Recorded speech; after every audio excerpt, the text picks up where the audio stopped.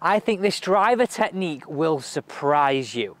You saw in the thumbnail the two differences in tee height. One high and one much lower. Now I bet you've been just using the high one all the time because everyone's saying hit up, and they're not wrong, but this is something you need to understand. So welcome to the channel. I'm Alex Elliott, I'm a PGA Golf professional and top 50 world coach. Before we get into today's YouTube instruction video, we're going to be answering James's question because every time we do a video, these are simple free golf tips, but we answer your questions so you can play your best golf this summer. I'm saying summer, it's just started to snow. Now I bet you can sort of relate to this. You've been working on your driver game, you've been doing countless reps, hit hundreds, maybe 200, 300 golf balls, really trying to work on your golf game.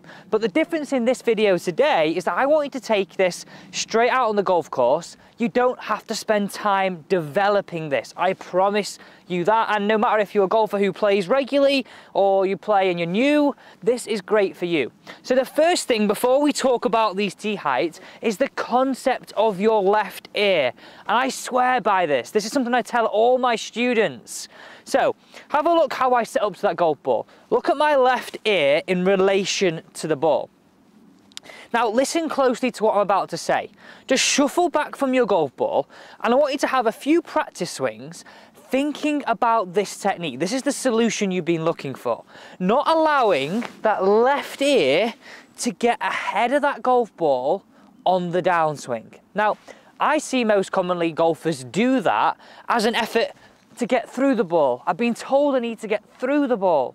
Yes, that is correct, but we don't want our head to move significantly. It's all about how we get the lower half to do that.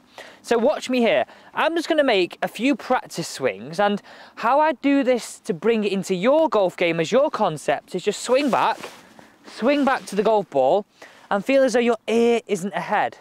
Maybe just do 2 to 3 reps, as I'm doing here, just pausing into impact.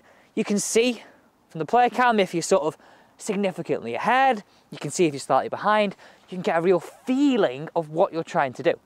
When you feel more comfortable with that, and don't worry if you need a few more reps, bring it into a bit of a practice swing. While you stand here, keep the ear behind the golf ball throughout. Okay, let's talk tee height. This is so important. You know now, keeping your ear behind the golf ball allows you to hit up on the ball without having to do something too technical. I know it's such an easy explanation, but it is, and it can just be that way. So just think nice and simple, ear ahead, you hit down more, ear behind, allows you to sweep it and hit it away. Now, forever and a day, I'm pretty sick of seeing all these YouTube videos of tee it high, let it fly. Most of us just become so inconsistent, and I know you might be able to relate to that because all it does in your brain is just go, hit it harder, hit it harder.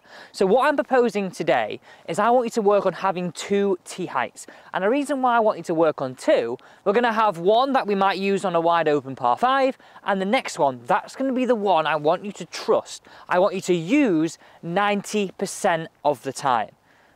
Repeat that again, 90% of the time I want you to use the second tee height. Okay, the first one, I'm going to look at this here. So have a look down at the golf ball here. This is what I'd class as my pink tee height, and this is where half a ball sits above the face. When the ball is teed up like this, it really encourages me to hit up and hit it a little bit further.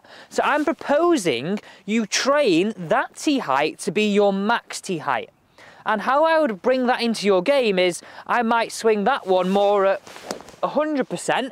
I'm really trying to get a lot out of it, but it has to be a wide open fairway and it has to be an opportunity to try and get it down there without too much risk. So think about those scenarios. Okay, let's hit this first one away and then I'm going to talk about the next tee height. Woo-hoo.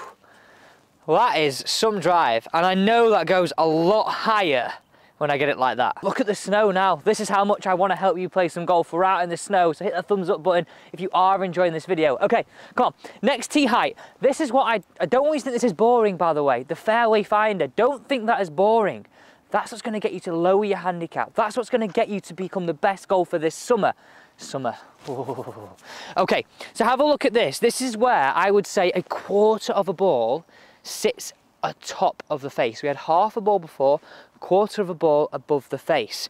And that is what I want you to treat as your fairway finder, you're going to use 90% of the time.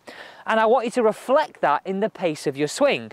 And the easiest way to reflect that is if I said you had 5 gears in your car, the last drive I hit was gear 5, full out. This, I want you to hit in gear 4. So we're in a bit of a smoother gear, and that's gonna help me, still keeping the idea of my ear behind the ball, it's gonna help me hit the fairway when I need to hit the fairway, because there are times when you need to hit the fairway. So here we go. This will come out a little bit lower, and this is my fairway finder. I can just rely on that so much. And you need that in your game this year, whether you're gonna break 90, whether you even break 100, whether you're gonna break 80 or even 75, that is gonna really help you develop a better golf game. Thanks so much for watching the snow, and hopefully that's gonna help you improve.